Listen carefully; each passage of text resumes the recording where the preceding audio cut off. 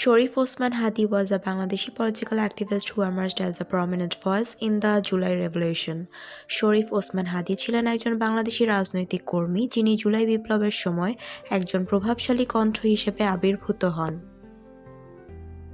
He was also the convener and spokesperson of ইনকিলাব মঞ্চ। তিনি ইনকিলাব মঞ্চের আহ্বায়ক ও মুখপাত্র হিসেবেও দায়িত্ব পালন করেন।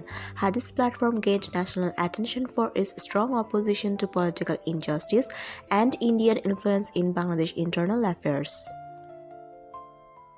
রাজনৈতিক অবিচার এবং বাংলাদেশের অভ্যন্তরীণ বিষয়ে ভারতের প্রভাবের বিরুদ্ধে দৃঢ় অবস্থানের কারণে হাদির প্ল্যাটফর্ম জাতীয় পর্যায়ে ব্যাপক দৃষ্টি আকর্ষণ করে।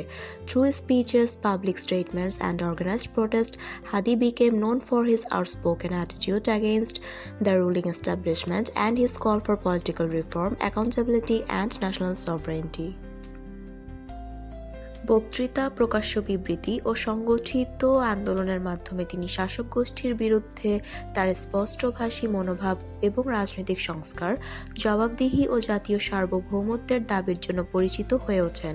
He represented a generation of politically conscious youth who sought change outside traditional party structures. তিনি ঐতিহ্যগত দলীয় কাঠামোর বাইরে পরিবর্তন কামনাকারী রাজনৈতিকভাবে সচেতন তরুণ প্রজন্মের প্রতিনিধিত্ব করতেন। হাদি also expressed his intention to contest the national election as an independent candidate from the Dhaka 8 constituency. হাদি ঢাকা 8 আসন থেকে স্বতন্ত্র প্রার্থী হিসেবে জাতীয় নির্বাচনে অংশগ্রহণের ইচ্ছাও প্রকাশ করেছিলেন। It was gaining attention for his nationalist-leaning rhetoric and signaling his ambition to move from activism to formal politics. তার জাতীয়তাবাদী ঝোঁকপূর্ণ বক্তব্য ক্রমেই জনমনে আলোড়ন সৃষ্টি করছিল এবং এটি আন্দোলন থেকে প্রাতিষ্ঠানিক রাজনীতিতে অগ্রসর হওয়ার তার উচ্চাকাঙ্ক্ষার ইঙ্গিত দিচ্ছিল।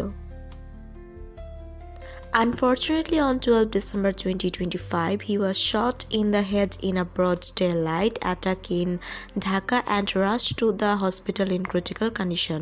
দুর্ভাগ্যবশত 2025 সালের 12 ডিসেম্বর ঢাকায় প্রকাশ্য দিবালোকে এক হামলায় তিনি মাথায় গুলিবিদ্ধ হন এবং সংকটাপন্ন অবস্থায় হাসপাতালে ভর্তি করা হয়।